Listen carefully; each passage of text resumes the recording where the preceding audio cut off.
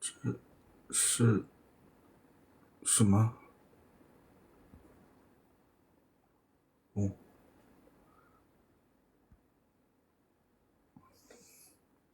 没想到这么晚了还有人来看，我以为没人呢。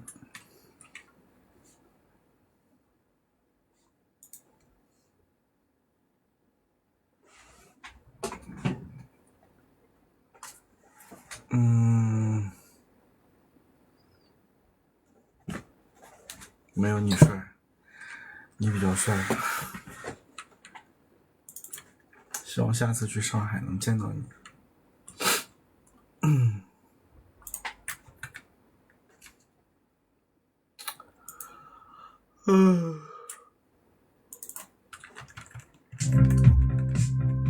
哇，这么多人！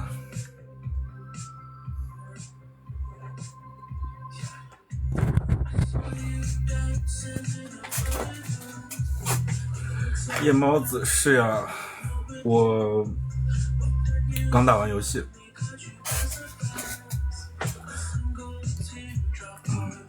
还早吧？这么早？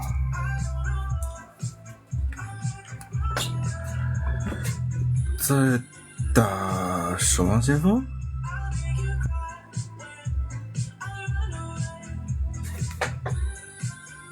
感觉这个白平衡有问题。想加微信？不要演小品好吗，丹丹？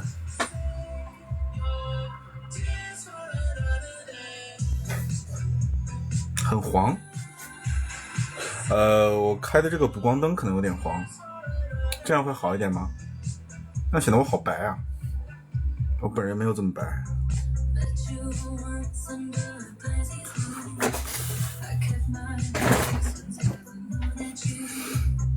长这么好看就下海，我已经下海了。这是我今天用我今天赚的钱买的蜜雪冰城糯香柠檬茶。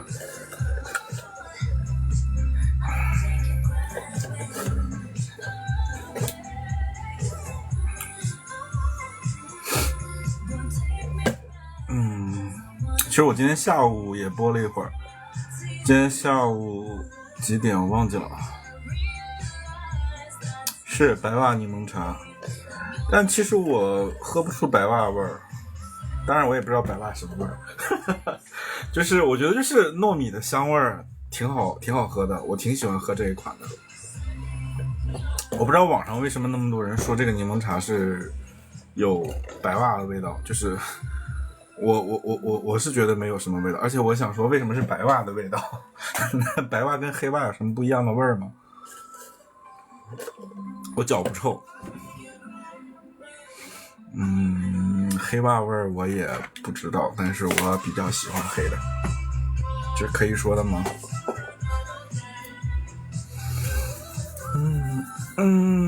抹布湿了没晒干，我觉得就是糯米的味道啊，就是粮食的味道，很香啊。而且我还点了2杯，因为1杯不够起送价，而且它这1杯其实蛮少的，我感觉也就200-300毫升吧，所以我就点了2杯。我一晚上在家也没出门，就喝柠檬茶呗。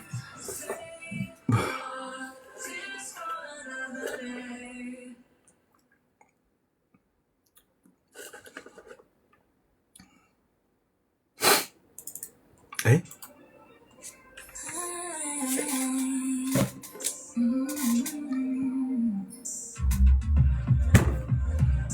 抹布，我的袜子也没味儿，我穿多少天都没味儿。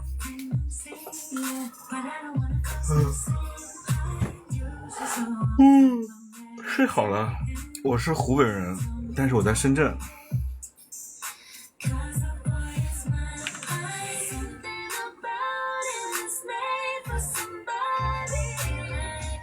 显得脸很黄吗？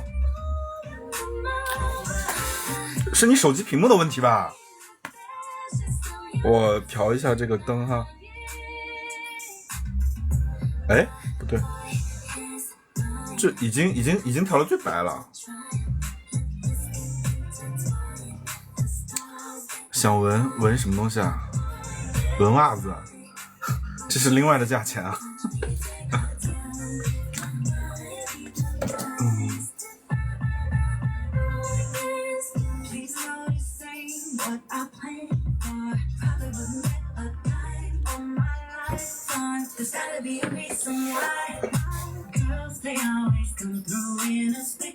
这个评论区我都看不到我的脸，所以我不是很喜欢用那个手机直播，就是因为我看不到我自己的脸。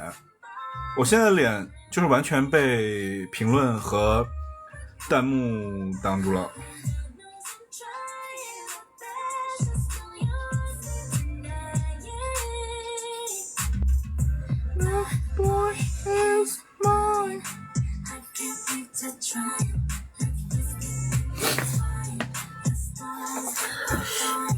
就是抖音这几天给了我一些流量，我其实今天下午讲过哈，但是我觉得可以再聊一聊。就是抖音给了我一波流量，但是这波流量我也没有很想要，为什么呢？因为都是直男直女，然后跑到评论区犯贱，就留那种阴阳怪气啊，或者是留那种挖苦的那种评论，而且就只针对我那一条，就是6月30号发的那一条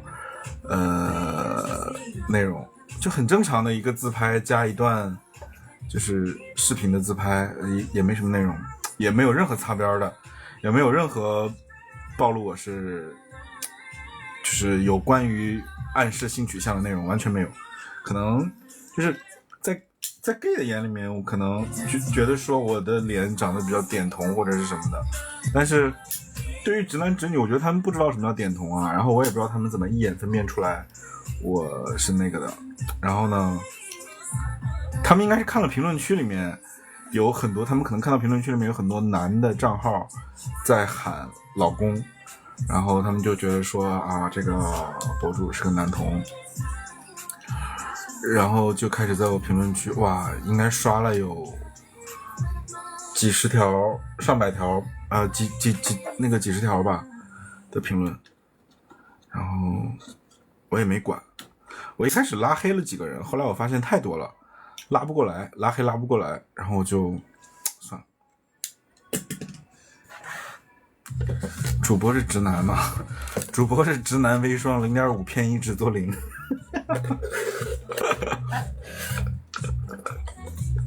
哎，对，我的眼镜呢？我戴一下我的眼镜，遮一下瑕。哎，我眼镜好像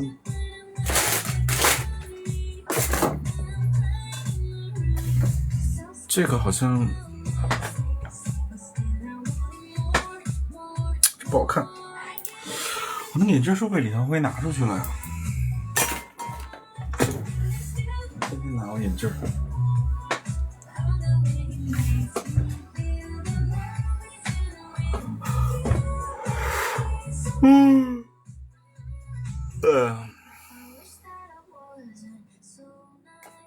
我说看着我眼睛怎么那么小，原来是没戴眼镜的人。你说抖音会把我的直播推给直男吗？推给顺直吗？要是推给顺直或者是直女的话，多可怕呀！推给你了，你最好是顺直。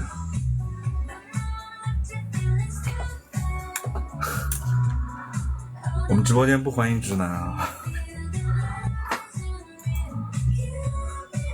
我们直播间都是直男微拉。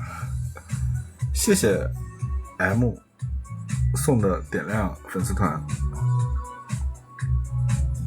顺直就是你百度一下吧，我解释不来顺直是什么，你就简单的理解为天生直男。我不知道怎么去解释顺直是什么意思啊，但是这个词现在其实在网上不是一个什么中性的词，就是但凡用到这个词了，基本上都是在讽刺，在挖苦，是通讯录用来反击直男直女的一个措辞吧。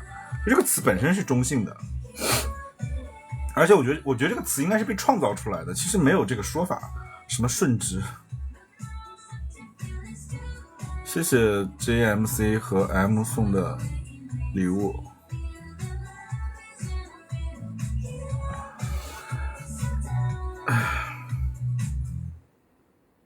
这什么歌啊？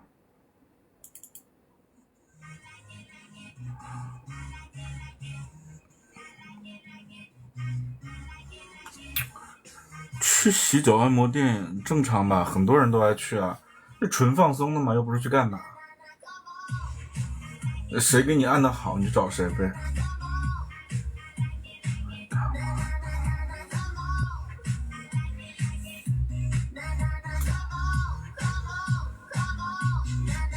我刚才也在刷抖音直播，我就发现有些直播有些通讯录博主，要不然戴个墨镜，要不然就戴个口罩。那你播什么呢？就是那你说观众看什么呢？我不太懂。就是那种不露脸的那种通讯录主播，我不是很理解，就跟我刷小红书的时候似的，就看到很多那种不露脸的博主拍一些什么擦边的东西，什么脚啊、胸啊、袜子呀、内裤啊什么的，反正就是不露脸，然后点赞特别多，200-300、300-400的点赞。我想说，点赞的那些人是什么心态？就是放着帅哥不看，去看这种，我知道他不露脸有他的原因，但是这种不露脸的照片居然很受欢迎，我就不是很理解。我其实理解有些人不想露脸，就出于各种原因吧，不好看也罢，就是他觉得他自己不好看也罢，或者是说他怕出柜啊，也好，但是我不太理解这种不露脸的照片还有特别多点赞。那个微博上也是，微博上有一些博主也是从来不露脸，然后发一些自己的身材照啊，或者是发一些那种擦边的东西。想说不知道为什么那么多人喜欢看，然后转发还可多了。就我觉得可能还是我们国家人太多了吧，这些互联网自媒体博主们还是吃到了一波那个叫什么人口红利。人口红利感觉还在用于自媒体。我的微博会发一些自拍之外的东西，就是有一些我不想在朋友圈发的东西，我就会把它发到微博去。然后小红书我现在不怎么用了，因为小红书它限我流，我申诉了也没有用。就我小红书大概有3-4千粉丝吧，发出去一个内容1个月过去了，浏览量就20-30，那这种很明显就是被限流嘛。我也不知道他为什么限我的流，已经有快1年了吧。然后我就也不发东西了，反正发的很少，大部分东西我就往微博发。然后我感觉我在微博发东西数据还挺好的，评论啊点赞啊都还挺好的。小红书看太焦虑了，真的小红书太焦虑了。我现在觉得抖音都比小红书真实。小红书上面动不动就是什么直男直女就很喜欢发自己挣钱挣得多啊，开奔驰宝马啊，年薪50万啊，年薪100万啊。对，我的抖音的作品我把它做了一些隐藏，就是以前年轻的也不是年轻，就是前2年拍了一些比较低质的内容，然后我把它给删减了。我觉得小红书它不仅仅是国内的 Instagram， 它就完全不是吧，它就是一个一开始好像是个带货的吧，就是种草带货的一个分享好东西的一个平台，后来就反正通讯录在上面就发一些那种自拍啊，太精致了，真的太精致了。怎么会长得那么就是虽然好看，但是就是一眼假，就是真的一眼就能看出来很假。然后虽然看到它你也知道它假，但是它还是会让我焦虑，就是焦虑身材，焦虑长相，焦虑年纪，反正什么都会焦虑。但是我如果不刷小红书的话，我也不知道干嘛。就是反正因为我不太刷抖音啊，我抖音刷的很少，我大部分时间都是在刷微博、小红书和 B 站。然后我在小红书上关注了很多生活类的账号，或者说是一些猫猫狗狗的账号，但是他还是会给我推一些那个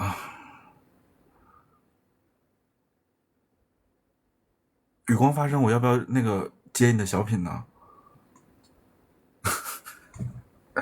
我不是很想接你的小品，你演一点高级的小品好不好？头条我不用头条，我也没下载过头条。我觉得那个东西，我不知道那是个什么平台啊，是不是跟网易新闻差不多啊？我没用过头条，我也不想下载。我觉得小红书加微博加 B 站已经够我用了，然后偶尔看一看那个，我知道它是字节的，我就是字节最早就是做头条新闻嘛，但是我不喜欢用，我觉得它不想评价，不予置评。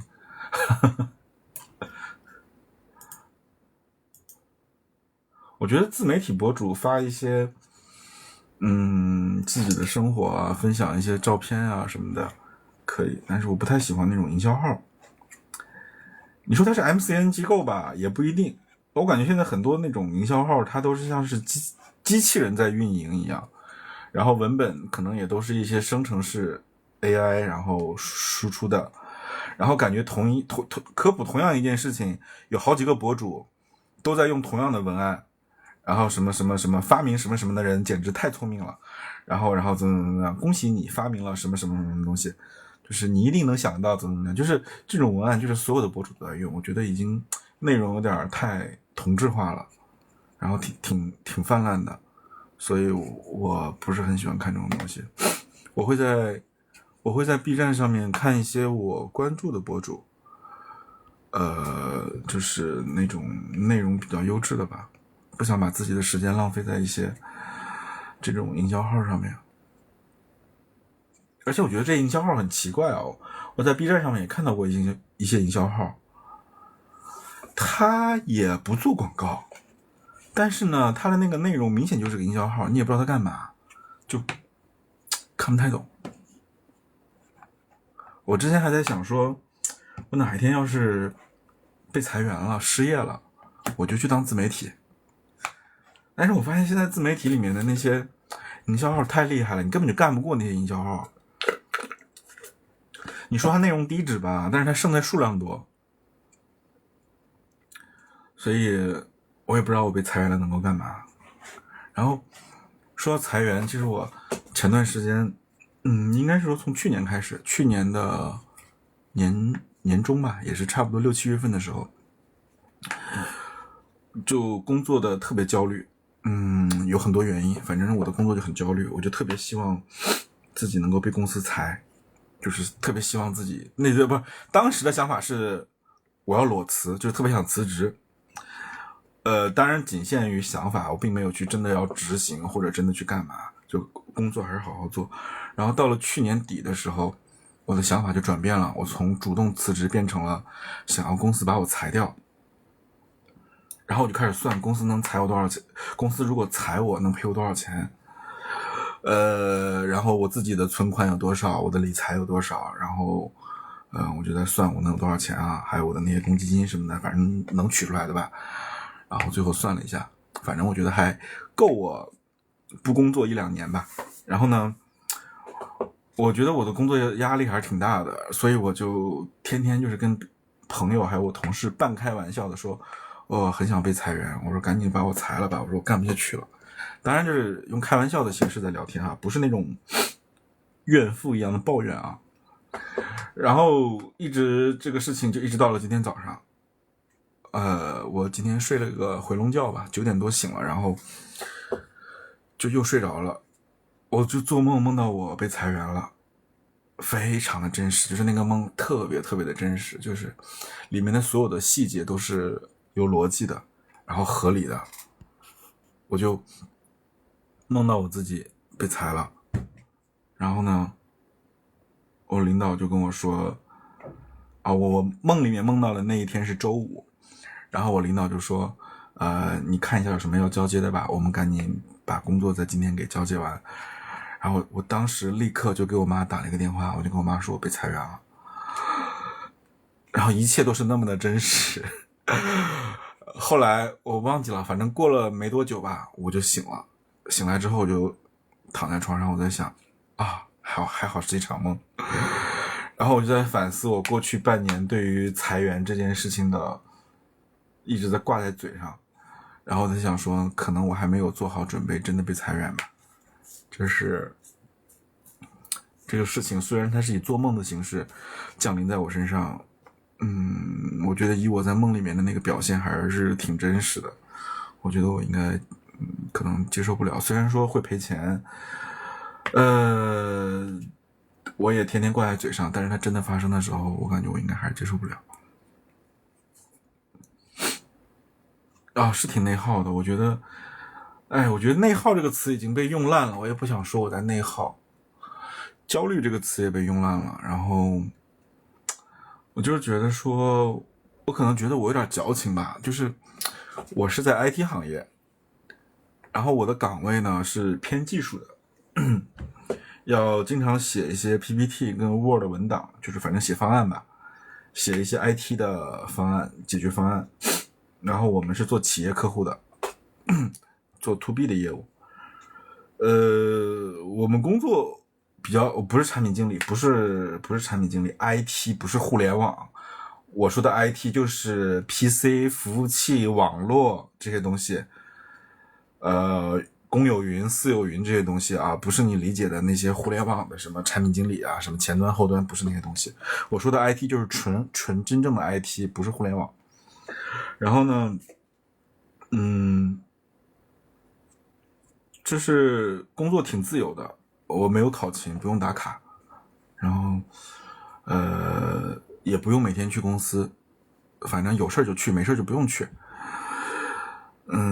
下班时间也没人管，然后上班时间也没人管。我一般像我过去的2年里面，我基本上都是每天睡到，除非早上有事啊，不然我都是每天睡到上午10点钟或者11点钟起来，然后把我的游戏日常任务做一做，差不多11点半12点半洗完澡，然后打个车去公司，在公司反正晃悠一会儿吧，然后处理点工作，差不多4、5点就回家了。就每天在公司，也不是每天吧，就是如果我去公司的话，就会在公司待大概3个小时左右，3、4个小时吧。但是这种模式其实并不是每天都在发生，我一周最多去2到3次公司吧，有的时候一周只去1次。就是我的工作相对来说还是比较自由的，时间也比较自由，也没有人管我，我领导也不管我。就是我们这个部门的性质就是这样的，不需要领导管，就是自己把自己的事情做好就可以了。然后我大部分的时间需要去客户那里，然后我如果需要去见客户的话，我就要穿的比较正式一点。所以这就是为什么我是一个 IT 行业的，但是我依然要穿正装的原因。就我的工作模式是这样子的，然后只要在规定的时间之前把我要交的东西交出去就可以了。WFH 是什么东西啊？不知道你在说什么。不要讲这种互联网黑话，听不懂。我不是搞互联网的。然后呢，我其实就是看起来轻松，我身边的人也都觉得我的工作很轻松，但是其实工作压力是很大的，因为工作的内容强度是很大的，然后是一个很烧脑的工作，就是你要写很多的材料。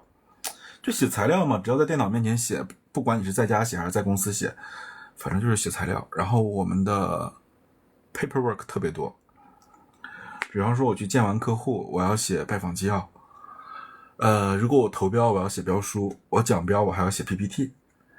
然后我就是平时还有很多内部的培训，非常的内耗。我会在毛员外，你可以去毛员外找他。然后李唐辉昨天跟我说，你投诉我不理你，我没有不理你吧？为什么要投诉我不理你啊？我想了想，我没有哪一次不理你啊，不管是微信还是当面，我不知道你为什么要说我不理你。然后我接着说，就是我的工作就是看起来是比较自由的，但是强度就特别大嘛。所以有的时候就特别想离职，就是想说，感觉很多东西要写，很多材料要写，就是永远都在写材料，每天都在写材料，然后要写非常多的报告，就特别累。就像以前的工作，虽然说是8小时工作制，我不用蹲机房，那个是工程师做的事情，但是你可以往这个方向去想，就是比方说我的某一个客户，他要去做一些什么数据中心的改造啊、升级啊、新建啊、搬迁啊什么的，我们就要去写方案，然后方案获得了客户的认可，签了合同，后面就会有工程师去机房里面蹲着去干活。当然他们是交付嘛，我们是属于偏方案类的，偏解决方案类的。我的长相赢得不了客户的信任，因为我们一般都是跟客户的 IT 部门打交道。我觉得一家公司里面 IT 是一个 IT 部门，或者说有些公司叫科技部，是一个非常边缘的部门。比方说我在深圳经常打交道的一个客户沃尔玛，它是一家零售企业，然后因为沃尔玛的中国区总部在深圳嘛，所以我们就是要经常去沃尔玛。它是一家零售企业，所以它的科技部、它的 IT 部门在公司是没有什么话语权的，比较弱的。然后你跟这种 IT 男打交道呢，他们就是非常典型的直男，特别典型的直男，思维也是。然后跟这种直男打交道，跟这种 IT 男打交道，其实挺累的。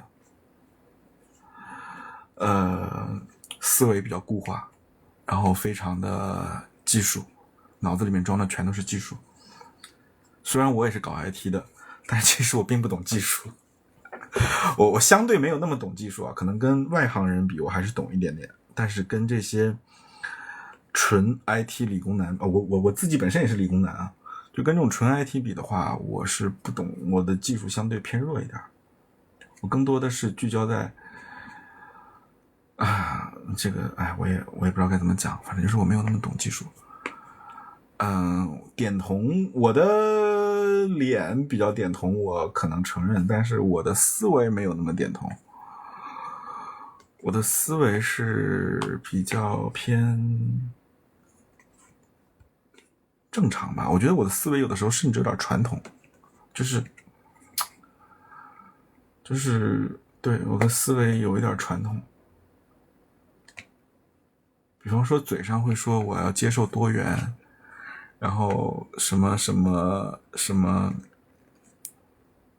美多元啊，然后乱七八糟的，但实际上我的审美非常的窄，就是我没有那么多，我没有办法做到那么拥抱多元化，所以我觉得我的思维模式在某种程度上也挺直男的，不是说我 man 啊爷们儿啊什么的，就是那种比较偏传统吧。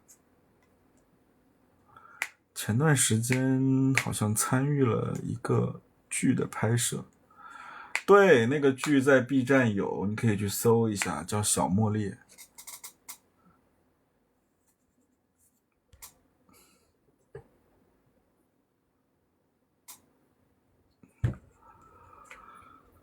直男比较容易吃苦，那倒没有吧？我觉得我也挺容易吃苦的。我现在唯一做不了的事情就是早起，我觉得早起对我来说太痛苦了。因为我的这份工作，我已经工作了快4年了，在这家公司，我已经不知道早起是种什么样的感觉了。就是现在对我来说，多早起算早呢？就是9点钟之前起，对我来说都算早。我现在觉得我能接受最早的自愿起床的时间是10点钟。所以我一般会把闹钟定到9点半，因为我发现我们公司有一个心照不宣的默契，就是大家都，比方说要开会也好，或者要干嘛也好，都会把时间约在9点半以后，就是大家默认上班时间都是在9点半以后。所以我每天9点半，谢谢雨光发生送的啤酒。所以每一天我都会把我的闹钟定在9点半，然后闹钟响了之后呢，我就继续睡。但是我会把闹钟放在我的枕头底，我会把手机放在我的枕头底下，然后我调成震动模式，就一有消息来我就会醒。因为我工作的手机跟生活的手机是分开的，所以那个手机一响就只能是同事找我，或者是我家里人找我。然后如果那个手机不响，我就继续睡到10点11点。如果那个手机响了，我就会起来看一下是不是哪个同事开始骚扰我了。所以从作息和考勤这一点上来讲，我的工作确实挺爽的。我觉得如果我再换工作，我可能已经接受不了朝9晚5的这种模式了。但是我们这个工作，就像我签的合同签的也是不固定工时制，就不是朝9晚5的那种。所以就意味着我就算请了年假休了假出去玩，哪怕出国玩，我都得带着电脑。抖音没有啤酒这个礼物我不知道。你是在打字是吗？你好无聊啊。我把你拉黑了。然后就是我的工作就是算是比较自由吧，但是你可能再换一个工作，我就没有办法适应那种朝9晚5的生活。谢谢杰克送的小心心。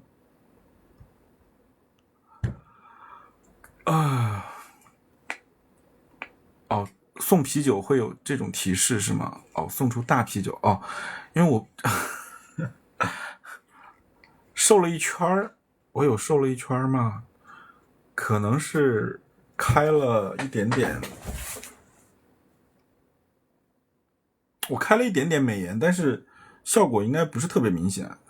看一下，就是我摆一个东西在我脸，你看我把这个手机放在我脸旁边，它没有很明显的变形吧，就我的瘦脸开的不明显。对，你看这个手机都没有变形嘛，直线还是直线，但是我开了一点点瘦脸吧。然后我今天下午雨光发生是送了个大啤酒是吗？你给我送的那个什么吧，状元帽吧，雨光发生。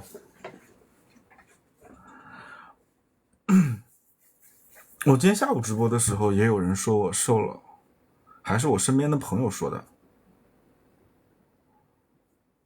雨光发生给我送个状元帽可以吗？展示一下你的实力。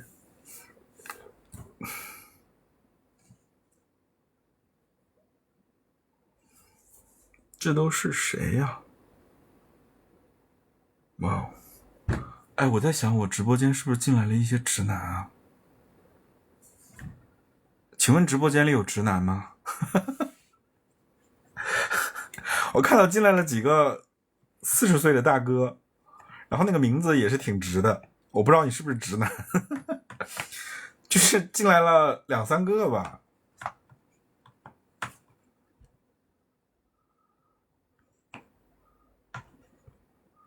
是顺直跑错直播间了吗？通讯录不要装直男好吗？很低级，真的很低级。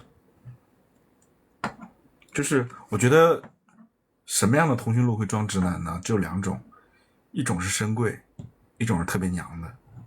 虽然我嘴上说我要拥抱多元审美，通讯录本身就是一个性少数群体，我们不能在性少数群体里面继续去霸凌一些所谓的娘啊什么的，但实际上我本人还是挺不能接受娘的。我觉得会装直男的就是要么娘，要么深闺，喜欢把自己是直男挂在嘴上。所以我每次看到别人说自己是直男，开玩笑也罢啊，还是真的也罢，我其实都挺反感的。鱼尾纹越来越深了，所以呢，鱼尾纹深了怎么样？你要给我买眼霜吗？还是你只是单纯的想评价我一下？要不然我把你昨天晚上跟悠悠的合照用手机打开，然后在屏幕前给大家看一下。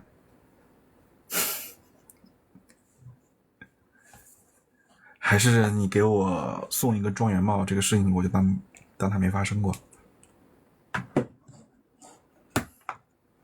你退吧，等你退出直播间了，我就把那个照片打开看一下。大家看一下评论区有个叫雨光发生的人啊，等会儿我把他的那个昨天晚上的那个原图直出给你们看一下。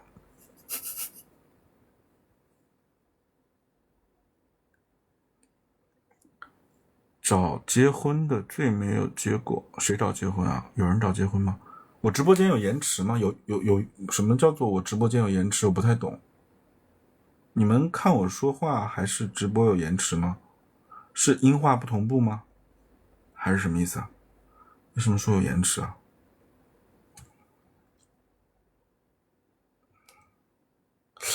我看一下是什么原因啊？功能设置，清晰度是清晰度的问题吗？我把清晰度设置成蓝光了，现在是现在设置成高清了，你们看的还是卡吗？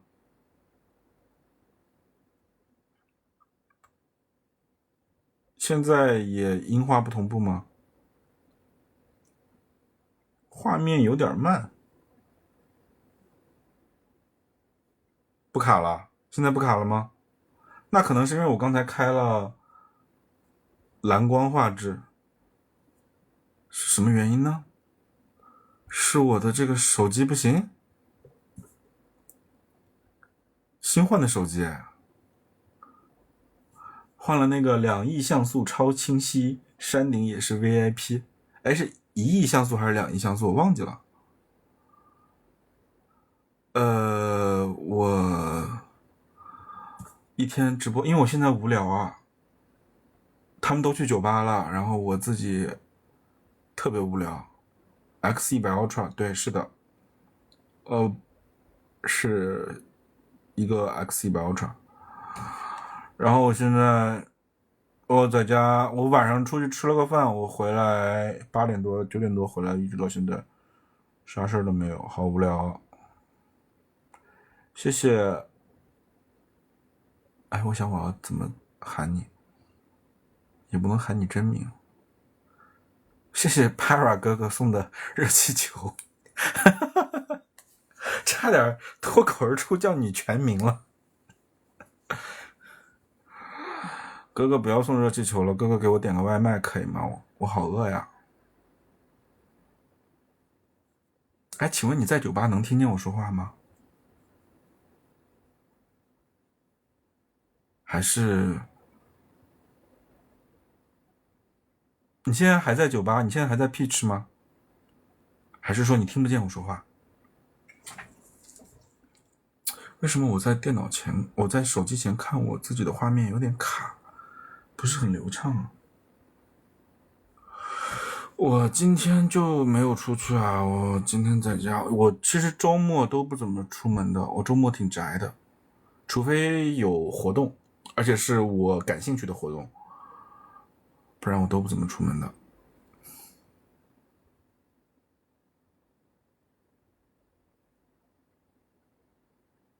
嗯哼哼哼哼。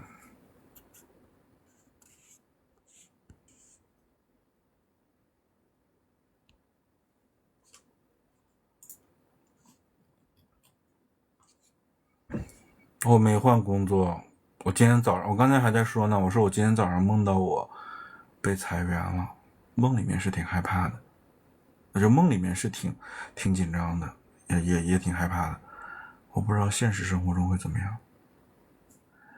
唉。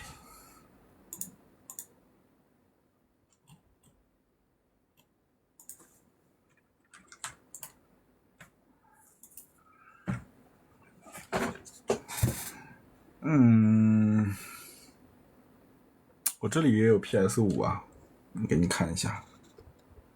这里有 PS5，然后有我的台式机，有我的 Switch。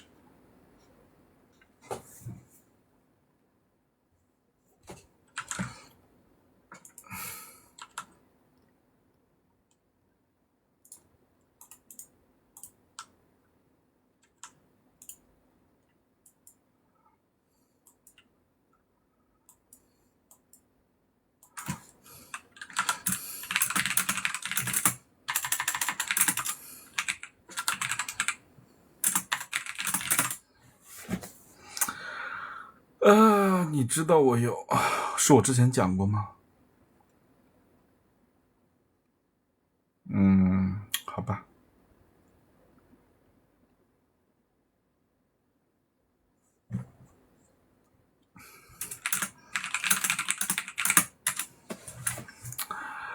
欢迎新进直播间的朋友。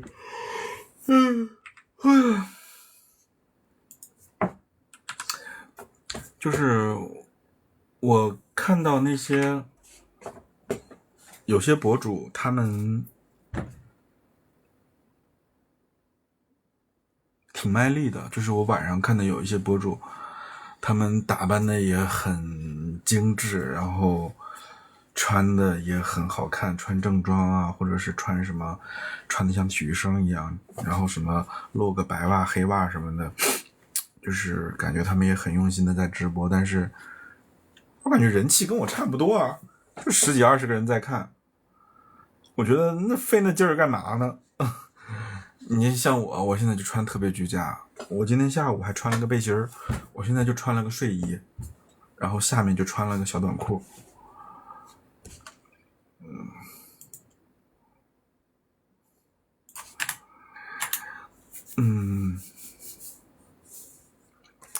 我之前也在想说，直播总得有点吸引人的地方吧，所以那些博主把自己就是搞了那么精致，或者说是吸引人。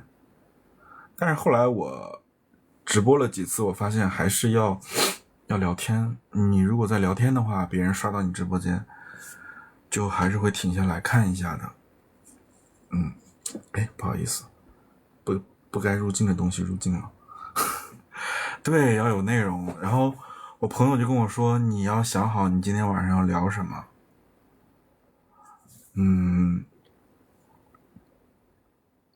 我觉得我刚开始的时候，我比较习惯别人在评论区问，然后我来回答，但是就是容易被别人牵着鼻子走，被别人牵着话题走。然后因为你可能在回答这个人问题的时候，只有他对这个内容感兴趣，别的在看的人不感兴趣，所以别人就自然就走掉了。可能还是得我自己来找一个话题，然后聊。他们说聊感情会特别的那个数据会特别好。我有一次就试着聊了一下感情，那大概是我直播以来观看人数最多的一次吧。我记得峰值好像到了90个人还是120个人，我忘记了。然后那天可能讲了有个10几20分钟。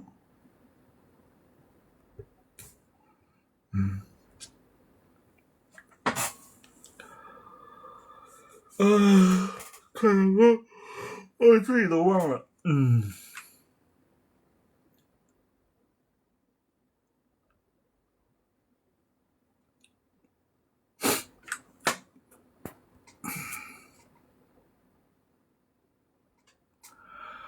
哎呀，我其实，请问你们今天晚上是在哪个 KTV 啊，少白？为什么你们今天晚上没有去猫员外呢？你们是在深圳的 KTV 吗？还是在外地？啊，我没开私密的，我为什么要开私密？私密马赛？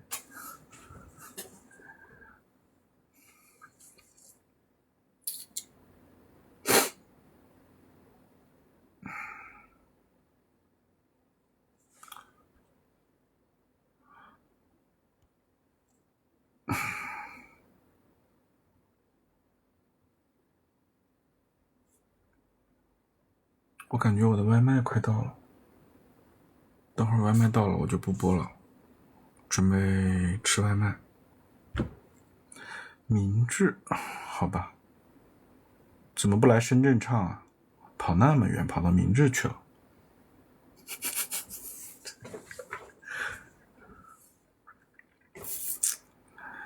点的应该是鸡翅。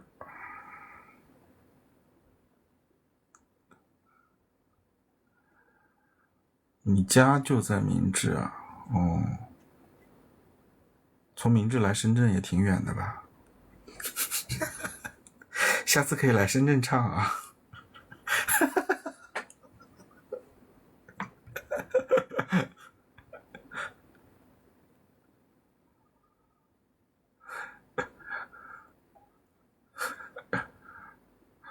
黄焖鸡米饭，我没点黄焖鸡米饭。我看一下，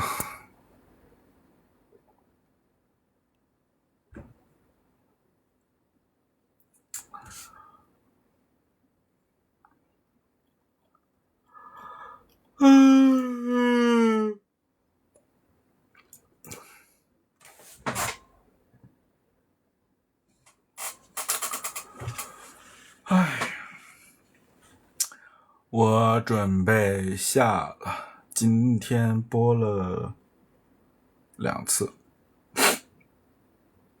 然后我觉得下次还是要先想一想，我准备讲什么。今天下午播的时候人数最高还到了30个人，今天晚上我看最多也就到了25、26个人吧。我的那个 QQ 音乐会员到期了，然后我的 Apple 的那个音箱又出问题了，所以我现在放歌只能用手机放，然后我手机的音质又不好，所以就算了。讲 Taylor 啊，我觉得如果我在我的直播间讲 Taylor 的话 ，Taylor 可能要给我转账才行，因为我在帮他带热度。就是我觉得他也不红嘛，然后在我直播间蹭热度也不太好，对吧？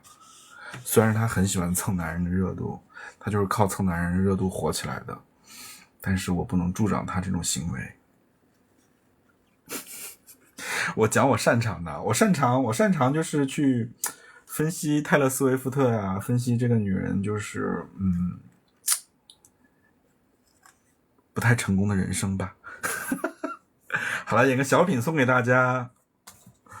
其实我也是尾气啦。我准备睡了，不是，我准备下了，拜拜。明天或者后天或者2个月后的某一天再播吧，看心情。拜拜。